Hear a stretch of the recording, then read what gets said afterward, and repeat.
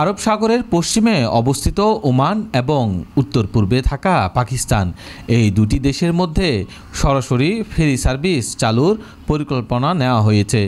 সাগরপথে যোগাযোগ বৃদ্ধি এবং অর্থনৈতিক সম্পর্ক আরও জোরদার করতেই এই উদ্যোগ নেওয়া হয়েছে বলে জানিয়েছে সংশ্লিষ্ট দেশ দুটি। সম্প্রতি গালফ নিউজে প্রকাশিত এক প্রতিবেদনে জানানো হয়, বাণিজ্য ও বিনিয়োগ সম্প্রসারণের অংশ হিসেবে ওমান ও পাকিস্তানের মধ্যে এ ফেরি চালুর উদ্যোগ নেওয়া হচ্ছে। গত বৃহস্পতিবার ইসলামাবাদে পাকিস্তানের সামুদ্রিক বিষয়ক মন্ত্রী মোহাম্মদ জুনাইদ আনোয়ার চৌধুরী এবং পাকিস্তানে নিযুক্ত ওমানের রাষ্ট্রদূত ফাহাদ বিন সুলাইমান আল খারুশির মধ্যে বৈঠক হয়। সেখানে প্রাথমিকভাবে পণ্য পরিবহন চালুর বিষয়ে আলোচনা হয়। তারা জানিয়েছেন, ভবিষ্যতে যাত্রী পরিবহন ব্যবস্থাও চালু করার পরিকল্পনা রয়েছে।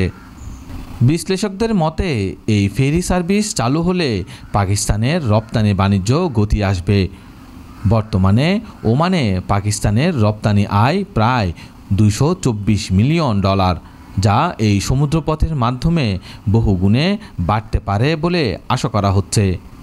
অন্যদিকে ওমানও এই নতুন রুট ব্যবহার করে দক্ষিণ এশিয়া হয়ে মধ্য এশিয়ার বাজারে পণ্য সরবরাহের পরিকল্পনা করছে। প্রায় 1000 থেকে 1500 কিলোমিটার দীর্ঘ সাগরপথকে সম্ভাব্য বাণিজ্য করিডোর হিসেবে কাজে লাগানোর পরিকল্পনা রয়েছে।